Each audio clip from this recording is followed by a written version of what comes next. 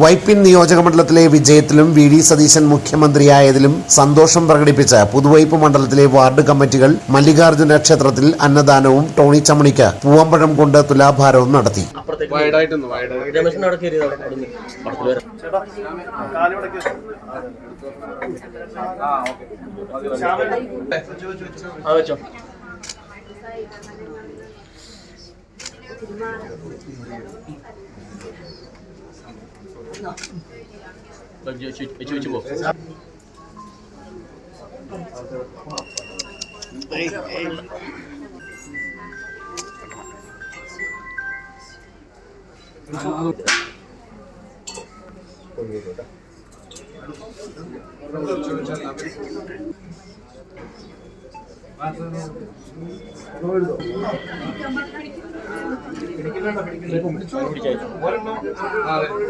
ഒരെണ്ണം കൂടി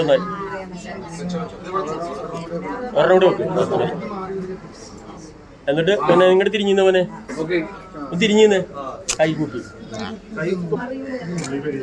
അശ്വൻ ഒന്ന് അടുത്തവനെ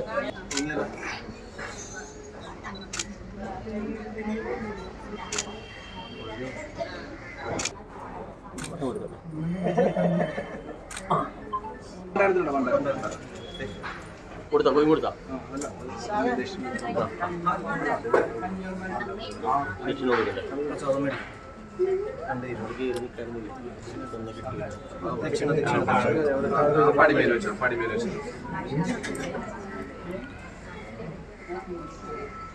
തെരഞ്ഞെടുപ്പ് വേളയിൽ 14-15 വാർഡ് കമ്മിറ്റികൾ ചേർന്നാണ് ക്ഷേത്രത്തിൽ വഴിപാട് നേർന്നത്. സത്യപ്രതിജ്ഞയ്ക്ക് മുൻപ് തന്നെ നേർച്ച പൂർത്തിയാക്കുകയായിരുന്നു. വൈപ്പിൻ മണ്ഡലത്തിൽ ഞാൻ സ്ഥാനാർത്ഥിയായി വന്നപ്പോൾ എൻ്റെ തെരഞ്ഞെടുപ്പ് വിജയത്തിനായി പല വഴിപാടുകളും നേർച്ചകളും പ്രാർത്ഥനകളും എല്ലാം ഉണ്ടായിരുന്നു.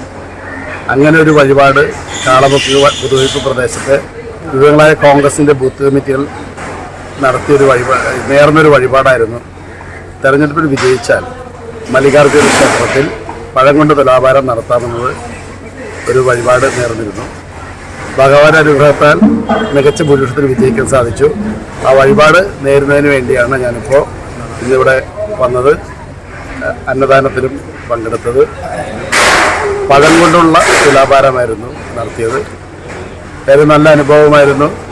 ഒരു ഭക്തിയുടെ അന്തരീക്ഷം എനിക്കും എല്ലാവരിലും അനുഭവപ്പെട്ടു. എൻ്റെ തെരഞ്ഞെടുപ്പ് വിജയത്തിനായി തുലാഭാരവും അന്നദാനവും നടത്താൻ കാളമുക്ക് പ്രദേശത്തെ വിവിധങ്ങളായ ബൂത്ത് കോൺഗ്രസ് കമ്മിറ്റികൾ നേർന്നിരുന്നു. അതിൻ്റെ ഭാഗമായിട്ടാണ് ഇന്ന് പഴം കൊണ്ടുള്ള തുലാഭാരവും അന്നദാനവും നടത്തുന്ന ചടങ്ങിലേക്ക് ഞാൻ കടന്നു.